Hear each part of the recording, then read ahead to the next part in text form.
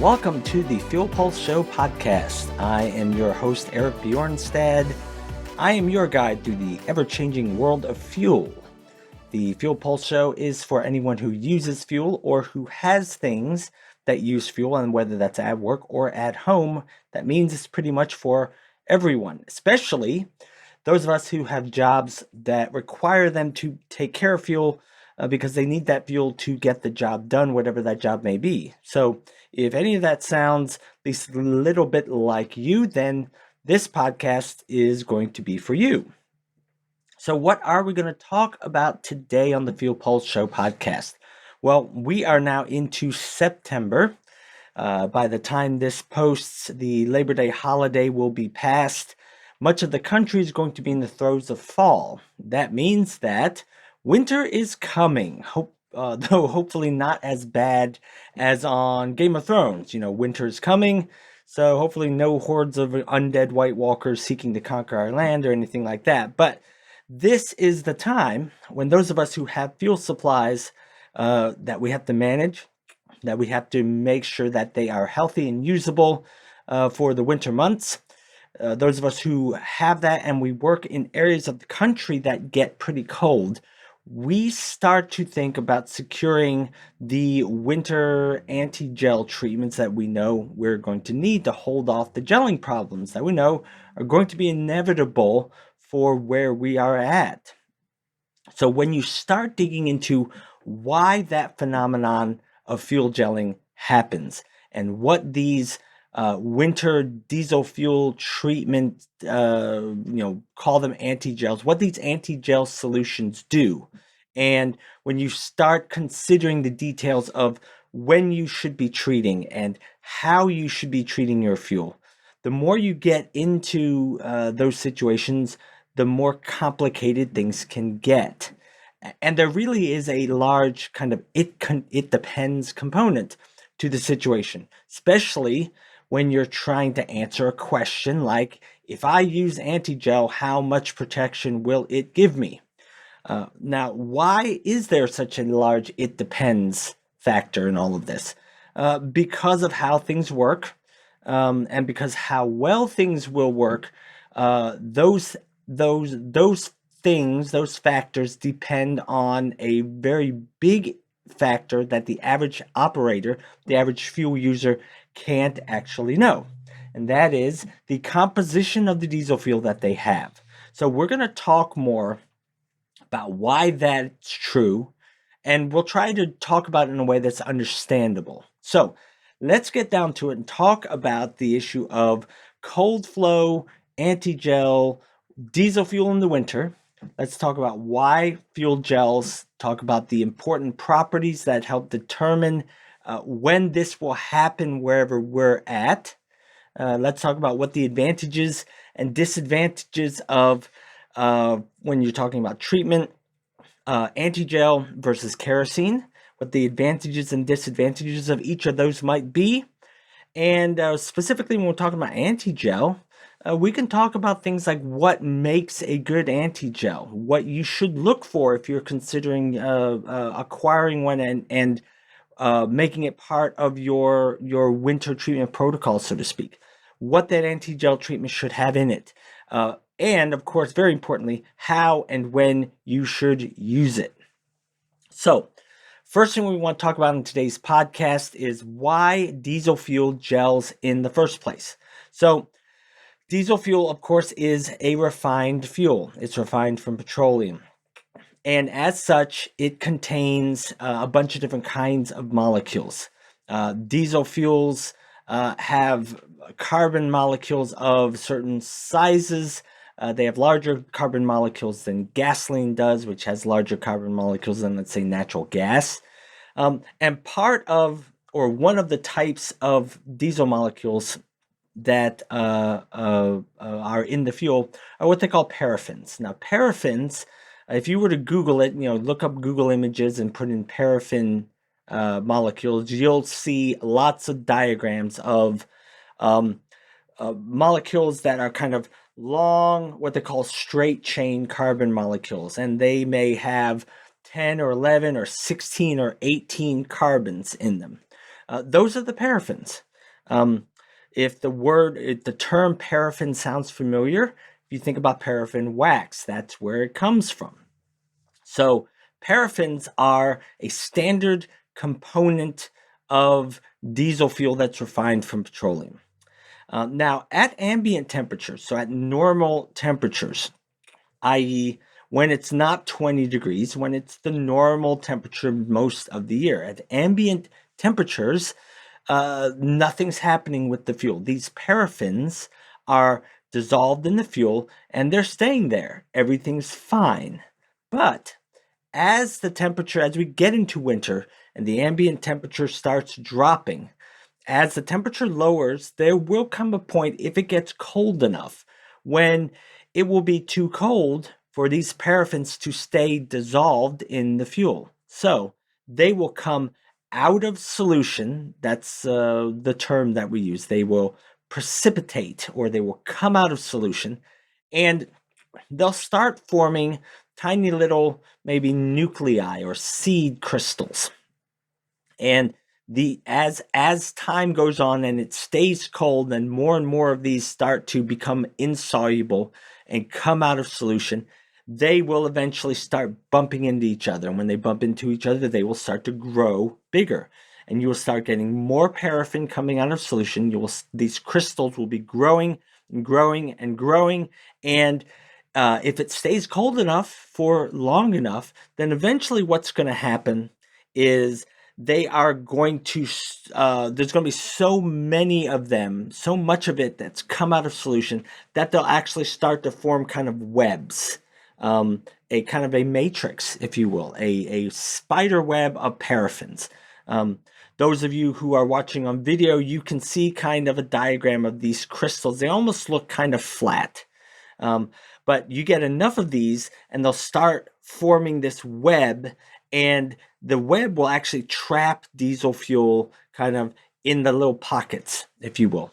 And what that does to the fuel is that if it goes on for long enough, then eventually that web will cause the fuel to thicken, and it will start to cause it to gel. That's what's happening when you have diesel fuel gelling. So, and the reason that's a problem, of course, I mean, if we just stop there, well, who cares, right? But the reason that's a problem is that as you try to run the engine, that gel will start to collect in places like the fuel filter. The fuel filter will start to trap, it'll catch it, and it'll start to coat the filter, and eventually it'll clog the filter up. And when it clogs the filter up, the fuel can't get through, so it interrupts the fuel flow, and the engine can't run if there's no fuel flow, and that's when the engine shuts off. And that point is what they commonly call the plug point. And we'll talk about the names of specific temperatures you may need to know here in a few minutes. But that's basically what happens when you have diesel fuel gelling. Now, the diesel fuels that we have today, they are ultra-low sulfur diesel, and they are a lot different from the fuels of the past.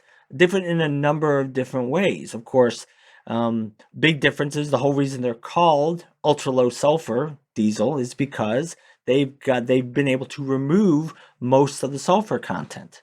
So the diesel fuels prior to, I want to say, and I want to make sure I get the dates right, but from between, let's say, 1991 to 2006, you'd have 500 parts per million by weight sulfur content. That was the maximum allowed. Then they reduced that in 2006, and they reduced that from 500 to 15, and that's where you get today's ultra-low sulfur diesel fuels. Now, in order to get that sulfur out, they have to process it at the refinery, and they do what they call hydrodesulfurization. We may call it like hydroprocessing. No matter what we call it, that's what we're referring to, are the processing processes that they undertake at the refinery to remove the sulfur. So they take the sulfur out, but that's not the only thing that happens to the diesel fuel. What also happens is, in the course of trying to get this sulfur out, there are other parts of the fuel that are actually changed. And one of the things that is changed is the paraffin content. What you end up with when you end up with ultra-low sulfur diesel fuel is you end up with fuel that actually has greater paraffin content, number one, and number two, the paraffin content in terms of the, shall we say, the distribution of the size of the paraffin molecules, that also is changed. And we'll talk about why that matters in a minute. But first, let's talk about the amount of paraffin. So the amount of paraffins that are in ultra low sulfur diesel, and specifically the amount of paraffins that will tend to come out as the fuel gets cold, suddenly we have a situation where that is markedly increased. So again, if you're watching on video, there's a graphic here that says comparison of precipitated N paraffins. That basically means paraffin molecules. And so what those people seeing on video, what they're seeing is there's a graph that shows a comparison of three different kinds of diesel fuels. There's the high sulfur diesels, the stuff we used to use before 1991, the stuff that had up to 5,000 parts per million of sulfur. And then you have low sulfur diesel, which is the stuff that from 1991 through 2006, that's what we used. And then ultra low sulfur diesel, which is the fuel we have today. And what they did was they took samples of each of those three kinds of fuels and they cooled them down. They cooled them down to 0 degrees centigrade, and then the graph starts at -5, and then it goes down to -10, -15, 20, -25. And what they measured the amount of paraffin wax that came out of the fuel. And what the graph shows is it's a pretty clear difference. As you get colder and colder and colder, as you top out at -25, what ended up happening was there was more than twice as much wax came out of the ultra low sulfur diesel. They've got it at like 3.4 to 3.5%, versus the high sulfur was about 1.5%, and the low sulfur was 1.9 or 2. So there's a significantly higher amount of paraffins that are coming out of today's ultra low sulfur diesel. That means you're going to get more gelling. You have more paraffins, you will have more gelling, and you'll have an increased gelling problem.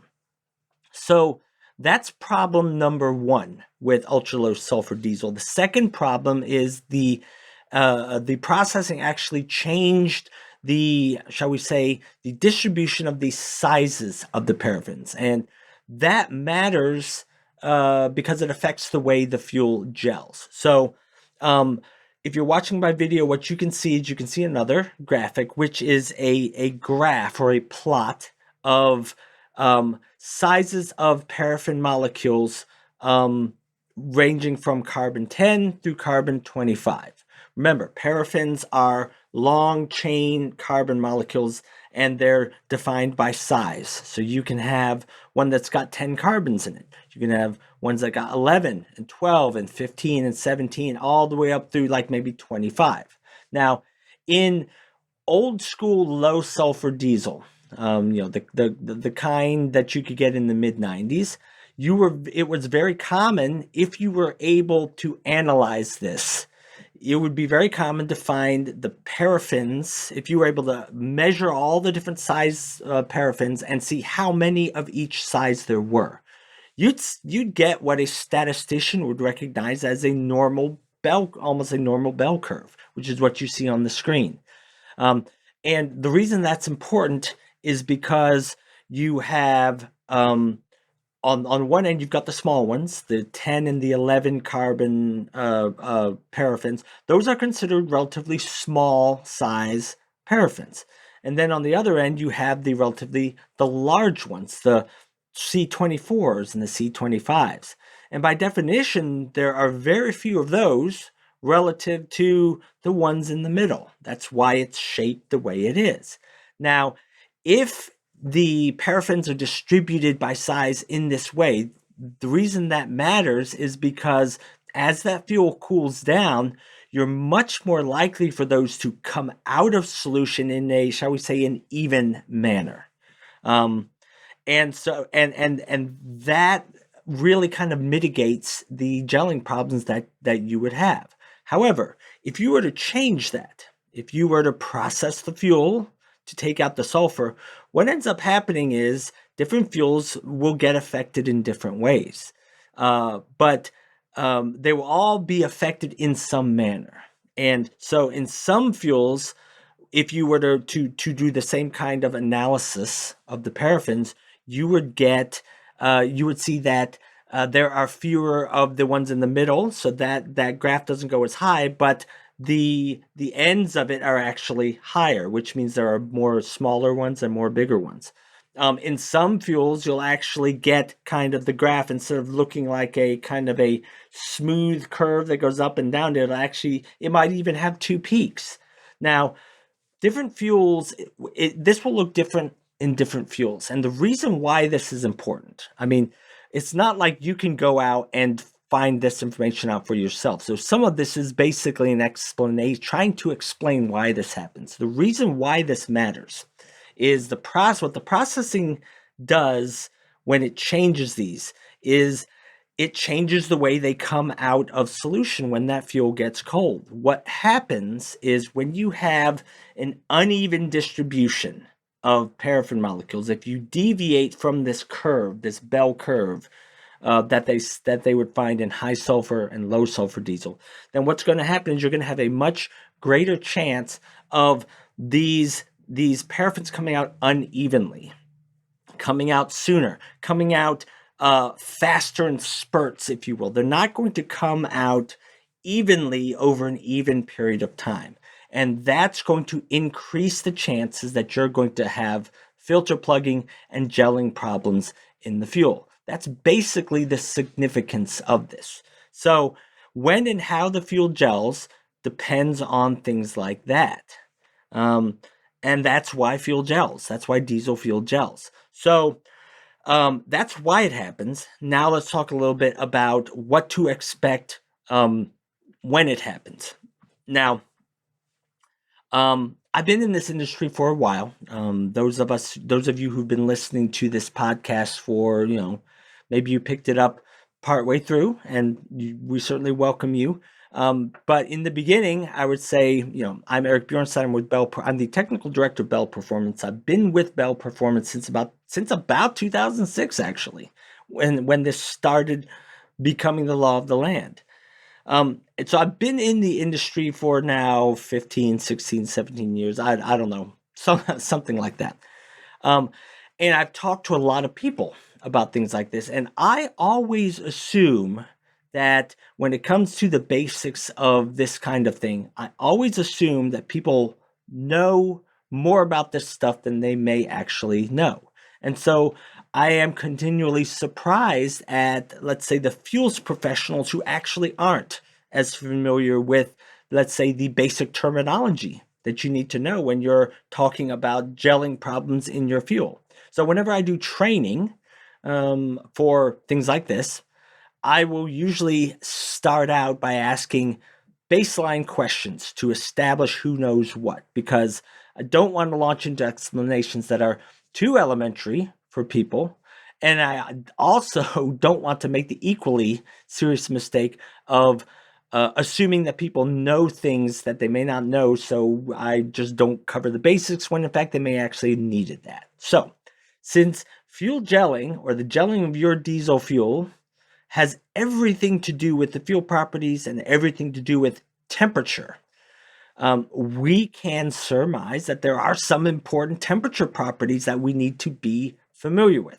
For fuel, there's 3 temperature properties that are important to know, and really out of the 3, 2 of them are more important than the third. So what are they? They are cloud point temperature, plug point, or what they call cold filter plug point temperature, and then there's pour point temperature, the third one, which is actually the least important for our purposes.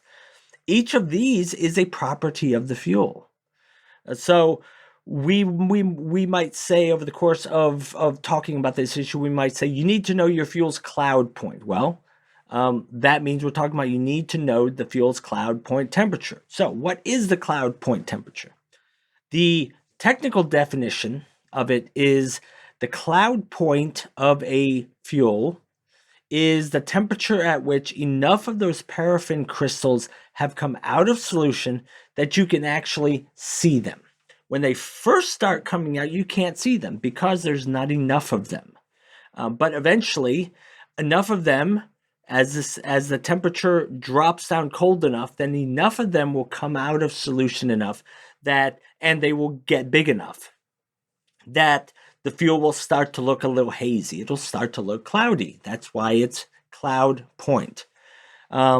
And so the cloud point temperature is the temperature at which enough of those paraffin crystals have come out of the fuel that you can see them visually. We'll talk a little bit later about what the typical cloud point is, because what we're going to be saying later is when you are trying to know when you should do something, if you're trying to prevent problems, one of the things that's really important to know is your cloud point temperature. So we'll talk about that a little bit later. So cloud point's the first one. That's probably the most important, but right behind it is the second one called cold filter plug point, or the plug point temperature. That is the temperature at which enough of the wax crystals become large enough in that cold fuel. They become large enough that you can expect your fuel filters to be plugged enough to interrupt fuel flow. So that temperature is always lower than the cloud point. And one of the things that we will point out is that when you're trying to plan how to plan the point at which you need to start thinking about treating your fuel or doing something about preventing gelling problems, one of the things you need to realize is that the plug point temperature is typically about 5 degrees or so colder than the cloud point, which means if you know your fuel's cloud point, then go 5 degrees below that, and that's the temperature which you can expect. If your ambient temperature outside is hitting that temperature below the cloud point, 5 degrees below it, you can expect gelling problems to happen. One of the interesting things is we say it's 5 degrees, but really, if you look back in the old literature, back before ultra low sulfur diesel, the difference was higher. It was maybe 10 degrees or 15 degrees difference. Why did the difference narrow so much? Well, we already discussed that. It's because of the way the fuel was processed or hydroprocessed to get the sulfur out. Remember, it changed the amount of paraffins that come out, and that means you're going to expect there to be a much smaller gap. Or another way to put it is you can expect gelling to happen much sooner as you drop below the cloud point, because the paraffins are going to come out faster and there's a greater amount of them that are going to come out. So cloud point, cold filter plug point, those are really the two biggest things that you need to know about your fuel relative to gelling. The third one, pour point, that one is of less concern to the average operations professional, because the pour point is the coldest temperatures, the temperature at which the fuel gels so much that it doesn't flow anymore. But most people have encountered problems way before that point, so they're not so concerned about the pour point as much as they are the cloud point and the cold filter plug point. All right, so remember earlier we said that all fuels are different, and we talked about this relationship between the sizes of the paraffin molecules in the fuel and relative to how and when the fuel gels. Now, if you were to have some way to know what the distribution was for your particular fuel, you could actually make more precise predictive generalizations about what might happen in your situation. Like if you knew that the fuel that was in your 5,000 gallon storage tank that you got last year, and you've been putting stabilizer in it, to keep it healthy and viable, if you could know what the distribution of your paraffins was, you could actually predict if you were more likely to have problems with gelling sooner in that fuel. Unfortunately, most people don't have the ability to have that specific information for their particular fuel. And so that is why we have to speak many times in generalizations about what is likely to be true for your situation. All right, so we've talked about why fuel gels, and we've talked about when it's likely to gel relative to temperature. Now, let's talk about when you should start considering if you're managing fuel, and if this kind of thing falls within your particular professional purview. Then the question is when you should start considering cold weather treatment. A lot of municipalities are really looking ahead to the winter and making their buying decisions about acquiring anti-gel. They're doing that they're starting to think about that in July, and then August and into September is when they're starting to procure it so that they can have it on hand for when the winter really hits, because it's really bad if you're in the middle of winter, you don't have any anti-gel. So this is about the time when people are making those decisions. So it is common practice in the industry to try to make these kind of decisions by looking at the cloud point and the pour point of the fuel that they have, and then looking at what the ambient temperature is going to be like, and then trying to see when the ambient temperature is likely to get cold enough that their fuel is going to start to cloud and might possibly hit the gelling temperature. Now, one thing that we need to really emphasize here is that fuel is not the same all around the country. And there are refiners that actually will try and vary the cloud point of the fuel and try to make it a little bit colder if the fuel's going to a colder part of the country. So for example, if you look at the temperatures from, let's say, August through mid-March, depending on where you get the fuel from, depending on what part of the country, the cloud point of the fuel could be -9 degrees centigrade, which is 20 degrees Fahrenheit. It could be 15 degrees Fahrenheit, could be higher. When you go to the spring and summer, though, the diesel fuel is different.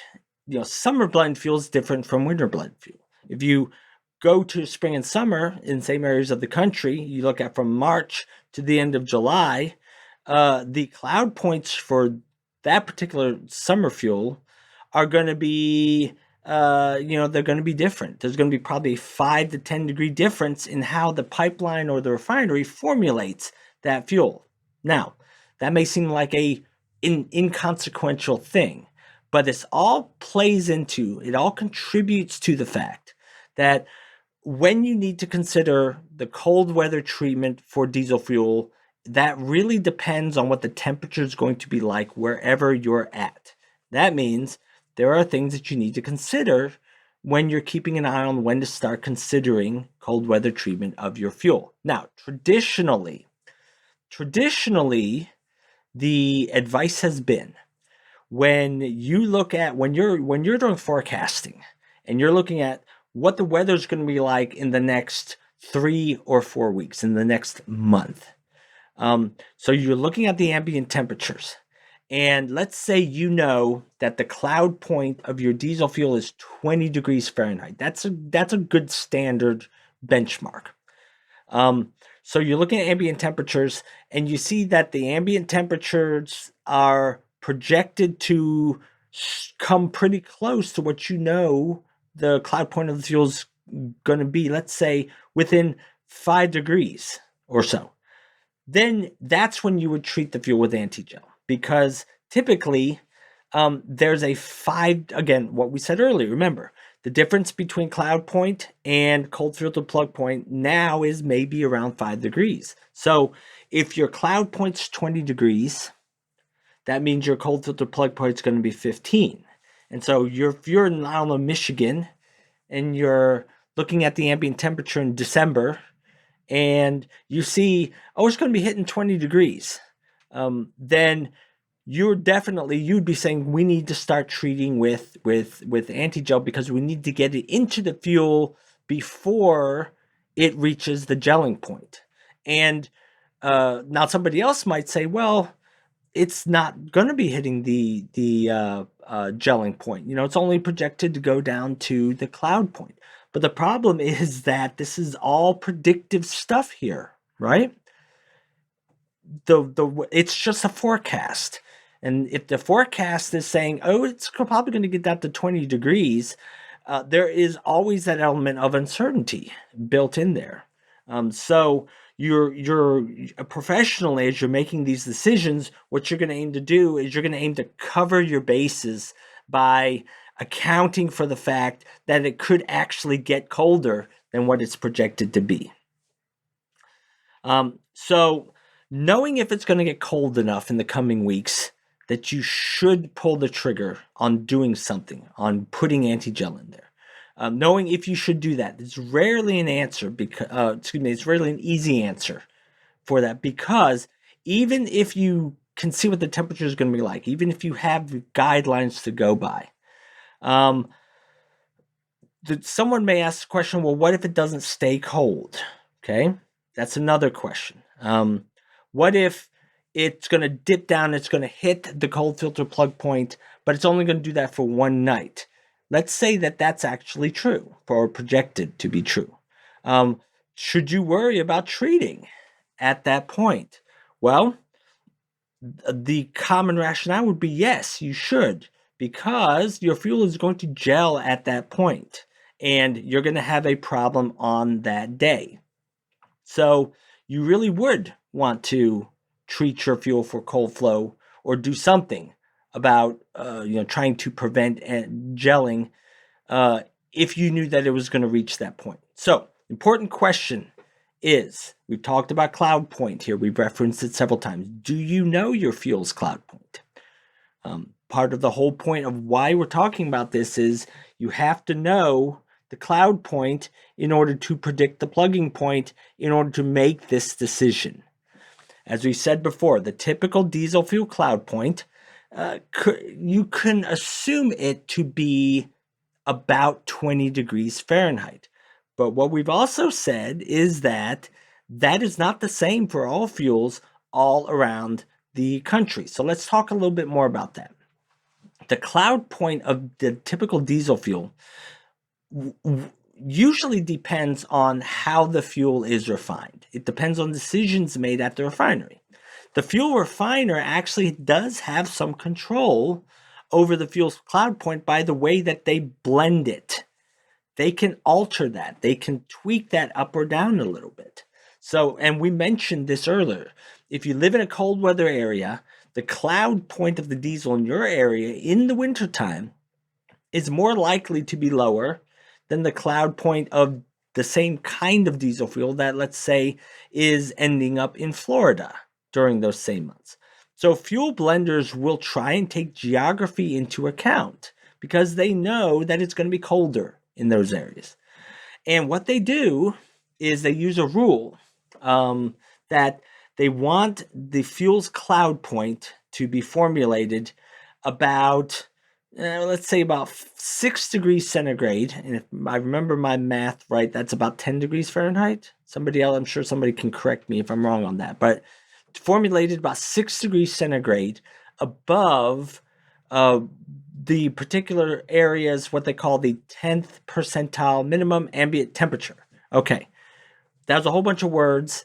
That may have just flown over everybody's head. So let's define that a little bit more. So for each state, let's go by state. If you look in the diesel fuel specifications, the ASTM D975. D975 is the slate of properties, if you will, that legally defines number 2 diesel fuel and number 1 and number 4 diesel. It defines diesel fuel oil. One of the and there are things on there that have specifications, like flash point. Diesel fuel, in order to legally be diesel fuel, the flash point has to be this. One of the things that is not listed in that is cloud point or cold filter plug point. And that is because there's so much variation across the country. Now, one of the things that they will put in there, they'll acknowledge that in D975. And they actually, a number of pages of this booklet that comprises D975 is that there are maps of all of the states in our union, and there are temperatures that go by month. And what it's conveying are the calculated, or I should say the observed historic, because these are developed over time. They are telling you what the 10th percentile ambient temperature is for every state for each month of the year. The 10th percentile ambient temperature is actually has a specific definition. It's not just something they pulled out of the air, so to speak. So that we'll call it the 10th percentile temperature. The 10th percentile temperature is the average temperature in a given state where it is not expected to go below that temperature for more than 3 days in any particular month. Now, if you live in Michigan and you're looking in December, you're going to expect that the 10th degree, or excuse me, the 10th percentile temperature for Michigan in December is going to be vastly different than the 10th percentile temperature in Hawaii or Florida. So there can, and because formulators take this into account, that means the cloud point for diesel fuel in Michigan in December is probably going to be markedly different than the cloud point of the diesel fuel that ends up down here in Florida. So let's look at a couple of examples. Let's take Georgia. Okay, Georgia can get kind of cold. I mean, you got to put on a winter coat. Sometimes it snows in Georgia. I mean, it's not a tropical paradise in the winter. But Georgia in January, in the month of January, the 10th percentile temperature for Georgia is 19 degrees Fahrenheit. That means, according to that definition, that historically you would not expect the temperature in the month of January in the state of Georgia to drop below 19 degrees for more than 3 days in any given December. You just historically would not expect that. And so that's the 10th percentile temperature for Georgia, 19 degrees in January. How does that influence the cloud point? Well, that means that if a formulator is paying attention to this and they're trying to be 6 degrees above that, that means that the cloud point of the diesel fuel that you might get in Georgia in January is probably going to be about 30 degrees Fahrenheit. What about Michigan? Michigan in January gets a whole lot colder than 19 degrees a lot more often. So in January, for this great state of Michigan, the 10th percentile temperature is -9 degrees Fahrenheit. That's actually 28 degrees colder. And so that means the cloud point for that fuel could be as low as 1 degree, it'd be 6 degrees above that.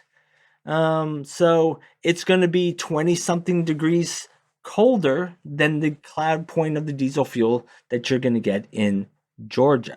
So depending on where in the country you are, the cloud point of your fuel is going to be different. And that means you're going to have some different decision points to make if you're trying to prevent gelling problems. Okay, so we talked about the diesel fuel properties causing, more gelling problems. But there's something else that has happened in the last decade or so that has a very real effect on this issue, and that is today's common rail diesel engines. So common rail diesel engines, you cannot buy a diesel engine today that is not common rail. Common rail is a wonderful technological advancement. Gives us diesel engines that produce as much power as any ones we've ever had, but they're much cleaner, much more efficient. It's just really cool technology. One of the things that you need in order to have these common rail diesel engines is the fuel injectors are much higher pressure, much higher, shall we say, much higher performance, if you will. than the fuel injectors of the past. And what that necessarily entails is when you have higher pressure, higher performance fuel injectors, they need higher performance filters for the fuel that's feeding those injectors because they are much more sensitive to anything that's in the fuel. And it's very expensive to fix if one of those fuel injectors breaks. So the high performance filters are screening out smaller and smaller things. And that matters because that influences the effective gelling temperature. Remember, cold filter plug point is almost, I guess you could say, predictive parameter, a predictive temperature. It's what temperature can you expect your engine to gel, the fuel, excuse me, what temperature can you affect the fuel to gel such that it will shut off fuel supply in your engine? That's so in your engine is the key thing. And if your engine is a common rail diesel engine with a high performance fuel filter, then what that's effectively going to mean is it's going to catch more paraffin sooner, and that means it's actually going to the plug point's actually going to be higher for common rail diesel engines than for diesel engines of the past. And what that has led people to kind of rethink, if you will, is they're actually now, remember before they said you have your cloud point and then 5 degrees or 10 degrees below that's your cold filter plug point, and so you've got that leeway. Well, now with common rail diesel engines, they're actually saying that you should use your cloud point as the new pour point. And what that means is if your cloud point was 20 degrees Fahrenheit, or is 20 degrees, excuse me, your cloud point is 20 degrees Fahrenheit, that meant that your plug point would be 15 degrees or 14 degrees, 5 or 6 degrees below that. So that's what in the old days that's what you would go by. Now what they're saying, and so to complete that, when you're trying to make the decision on when you should either add kerosene or add anti-gel to your fuel, what you would do is you would say, well, once the temperature comes within 5 degrees above my cloud point, that's when I'm going to make the decision, which means once the temperature dropped, let's see, below freezing, so 30 degrees, 28 degrees, that's when you would look to take some action. Well, now the cloud point is actually the new pour point because these filters plug earlier. And that means that instead of your plug point being 15 degrees Fahrenheit, your plug point effectively is now above that. It's now 20 degrees, what your old cloud point was. And so what that essentially causes you to have to do is it causes you to have to go up in your temperatures 5 or maybe 10 degrees. And that means instead of saying, once the we're not going to put anti-gel or we're not going to add kerosene until the temperatures hit 30 degrees or say 25 degrees. 25 degrees is the control interval we're going to use. Well, now because you've gone up, now they're saying, well, instead of 25 degrees, we're going to have to think about putting anti-gel or kerosene in the fuel as the temperature approaches freezing. So when it starts getting into the mid to low 30s instead of the mid 20s. That is a substantial change to the advice on when you should add anti-gel or when you should add kerosene, and it's because of the high performance filters with the common rail diesel engines. So let's bring this, kind of wrap this up, bring this all home by talking about the things that you do to prevent this problem. There are two main avenues that fuel professionals will look at. They will either look at adding kerosene to their number 2 diesel, or they will look to add some kind of what they call anti-gel. let's look at both of those because both of those are effective at doing what you need them to do, but they have considerations with each of them. So, um, kerosene. Okay, kerosene, of course, is number one diesel fuel oil, and it's a very traditional solution to this problem. There are probably thousands of fuel professionals out there who swear by this. And we're not saying it doesn't work because it does. It has an effect. Um, the reason why it works is because it essentially there's no magic, like chemistry, where if you add number one diesel fuel to number two, there's a chemical reaction and the paraffins just magically stay in solution. Now, it doesn't work that way. What it really happens is it basically dilutes the paraffins. That's really all it does. But yet, it's been an effective traditional solution. And very importantly, it's really been the go-to solution for the very, very cold weather temperature drops. And the reason that is, again, we said each of these has their pros and cons. One of the things that anti-gels have a problem with is if you are in really, really cold weather, the amount of anti-gel you have to add in order to get the cloud point and the cold filter plug point temperatures down colder and colder and colder, it's not a linear relationship. There's actually the colder you get, the more you have to add, and that becomes an economic consideration. So if you're watching by video, what you may be able to see is there's a graph, and this is typically illustrative of the kind of situation. So they have diesel fuel, and they're trying to drop the cold filter plug point. And the cold filter plug point started out at around 12 degrees Fahrenheit, which is okay. But let's say that you're living in Michigan, right? And where the 10th percentile temperature is -9 degrees Fahrenheit. And so what the graph shows is that as you start adding anti-gel, you don't have to add all that much in order to get a significant drop. They added 125 ppm, and it dropped it from 12 degrees Fahrenheit down to about, let's say, -6. So that's a good drop. That's like an 18-degree drop.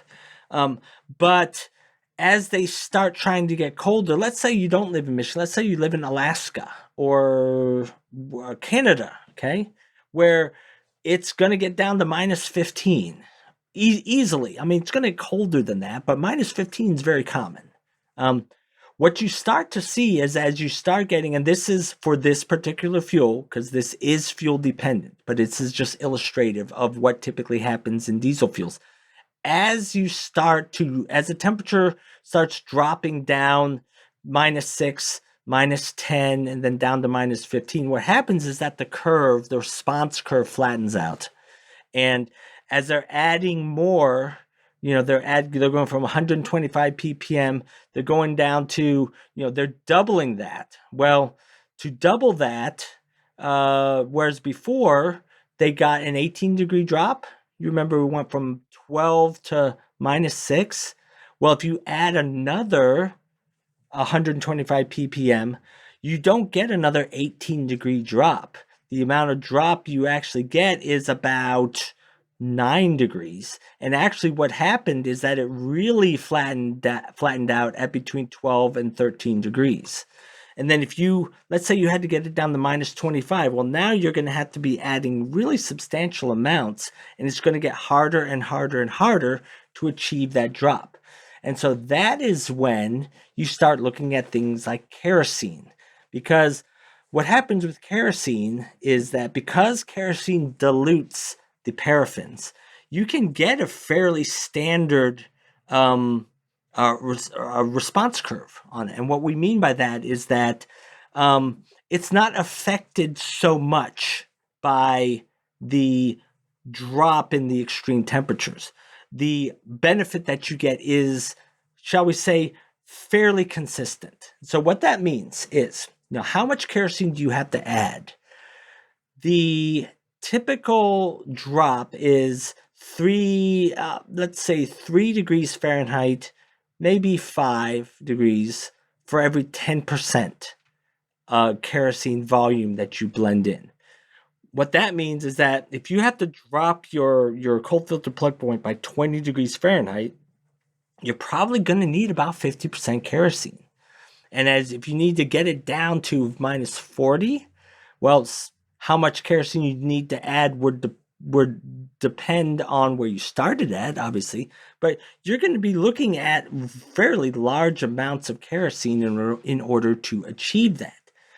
And once you start once you start putting yourself in a situation where you're using 50, 60, 70% kerosene, you've got cost considerations that go into it. And you also have something that is a little bit underrated, and that is that you're going to lose about 4% of your mileage with pure kerosene. So that means if you are using 50% kerosene, then you're going to lose about 2% of your mileage. Now, 2% may not sound like that much, but it is an economic factor, and especially when the cost of fuel is so high, that does contribute to it.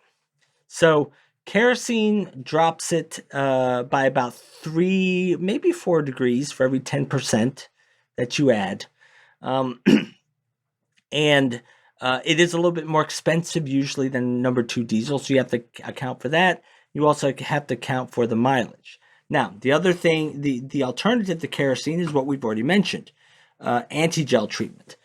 Anti-gel chemistries have been around a long time. And ideally, what you have to do is you need to, they're similar to other types of fuel treatment chemistries like stabilizers and like biocides. Well, no, not like biocides, excuse me. Stabilizers are the best example. They need to be added to the fuel before the problem manifests itself. So for an anti-gel, in order for it to work, it needs to already be in the fuel when the paraffin crystals come out of solution. And what it's going to do, what do anti-gels do? Well, anti-gels are actually packages of a number of different active ingredients that do different things. When you put them all together, they can make a really good positive impact on lowering the effective gelling temperature of the fuel. So what kinds of things does a good anti-gel package have? Well, the 2 main types of ingredients that it has, there are what's called anti-settling agents and anti-dispersant agents. So anti-settling agents, they're usually known by an acronym WASA, W-A-S-A.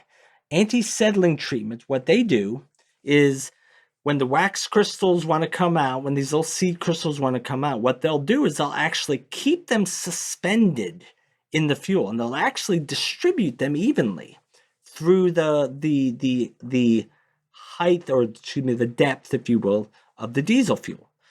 And because they're essentially suspended in the fuel, they stop them from settling out, which means it stops wax from building up in areas of the fuel system. And they essentially get forced to be more evenly distributed throughout the fuel. If they're more evenly distributed, they actually are able to pass through filters more easily. And that has a positive effect on your gelling temperature. The other one, dispersant agents, those are very important for anti-gel packages because what they do, remember, the anti-settling ones keep them suspended. The dispersants keep them apart.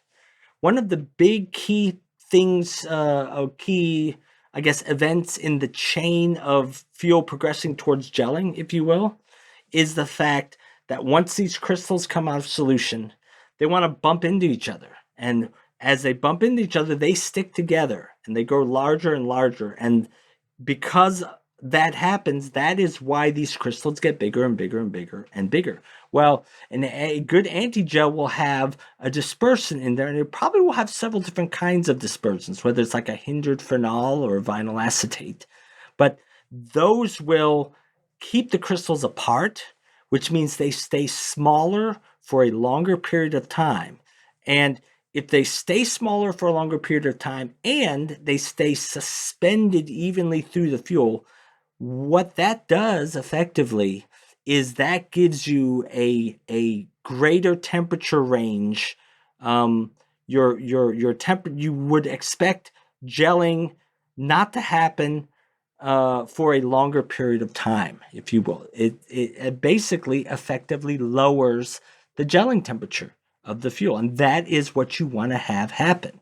So when you're comparing anti-gels to kerosene, which one's more economical? Economics, if they're both trying to do the same thing, as an operations manager, I mean, you're going to ask certain questions. You're going to ask, how much protection am I going to get? But you want to know, how much is it going to cost me to do this? Now, in most cases, it will be less expensive to treat with anti-gel. A typical anti-gel treatment cost may be around 3 cents per gallon. And a typical anti-gel is going to give you, 15, 20 degrees temperature drop pretty easily. Now, in order to get that with kerosene, you would have to, if you're dropping it by 20 degrees, you may have to use 40% or 50% kerosene. And depending on what the fuel prices are, it's very likely that you're going to have, you're not going to be able to treat with kerosene at 3 cents per gallon. So in most cases, treating with anti-gel is going to be the more economical solution. Now, final thing on anti-gels here is we're want to start wrapping this up. There are a lot of things out there that claim to be anti-gels. Now, the average operations manager, you would not expect them to be experts about this. And so they don't know what these claims, whatever these claims are, if they're legitimate. And to be honest, somebody like me, I mean, I know certain things about this, but I can't tell you if a specific thing is actually legitimate, with 100% certainty. But what you can do is you can look at certain things and pick up clues about whether something that's talking about being an anti-gel, whether it's legitimate or not. There are certain clues. One of the big things that you look at is if it's a multifunction, of which there are many products out there. They talk about, they provide detergency, cetane, lubricity, stabilizer, et cetera, and they'll talk about anti-gel. So it's a multifunction that's claiming to be an anti-gel. One of the things you should pay attention to first and foremost is how much temperature drop is it claiming to get you. Now, a big clue that something may be overstating what it can actually do is if it claims that it can give you a 40-degree drop or a 50-degree drop, because that kind of thing, there is no magic bullet to this, where there's this magical ingredient, this magical chemistry that's been found out there that you put a drop of this into a tank of fuel and you can drop your gelling temperature to -80. It does not work that way. There are no shortcuts when it comes to something like that. It is very reasonable for an anti-gel to drop your cold filter plug point 20 degrees, 25 degrees. If you use enough of it, you can get down 30 degrees, maybe 40. But the problem is, and here's why this matters, the problem is that these multifunctions, what they will do is they will have a really low treat rate, like 1 to 4,000. But at the same time, they will claim that they can drop your gelling temperature to like -40.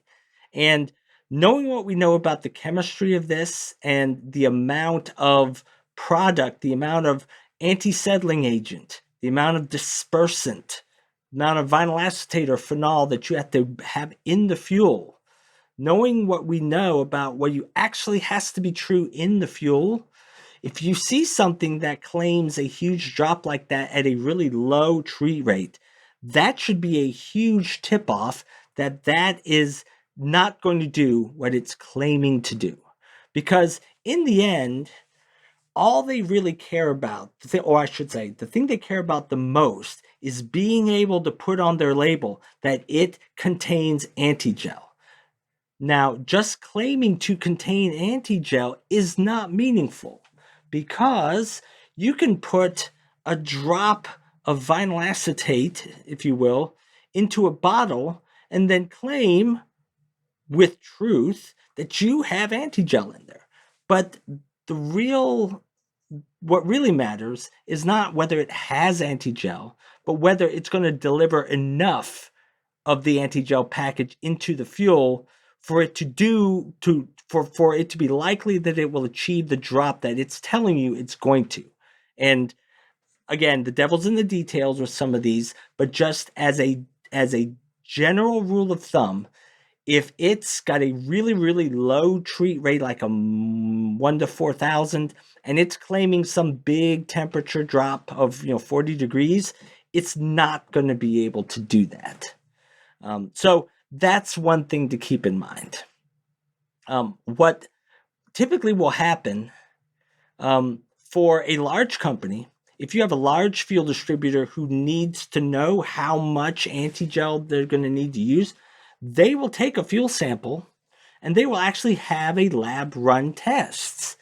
And that is actually the best way to know what kind of drop you're going to get with the specific chemistry that's being proposed. So if you are an operations manager and you're making cold flow decisions, if you will, on your fuel system, and it's important for you to know what's going to happen, and it's equally important for you to know how much antigel you need to add in order to achieve that. The best thing for you to do is to talk to your supplier, the antigel supplier, and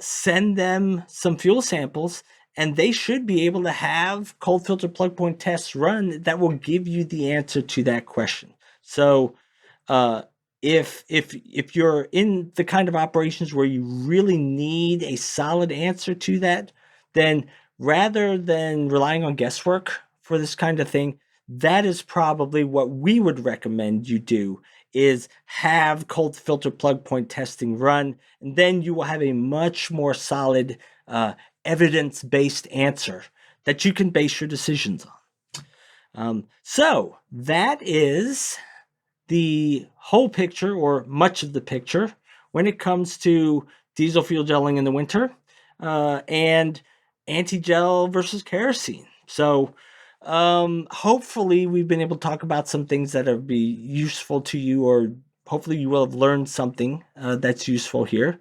So thank you very much for joining us for this particular episode of the Fuel Pulse Show podcast. And that about wraps things up for today's episode. Thank you for spending part of your day or evening with us. Check the show notes at our website, www.bellperformance.com, for links and information on everything that we talked about in this episode. Be sure to subscribe. If you haven't already, then please be sure to subscribe to this podcast. You can subscribe to it in iTunes or Stitcher. There are a number of other places. Wherever you get your podcasts, subscribe to this podcast so that you don't miss another episode. And then last but not least, if you liked what you heard, then take a little bit of time, leave us a favorable review at iTunes or Stitcher, wherever you get your preferred site, because it's one of the best ways for people to find us. So yeah, we'd appreciate if you like what you heard, if you would do that. So anyway, that wraps things up for this episode. So we'll say bye-bye, everybody, and we'll catch you next time at the Fuel Pulse Show podcast.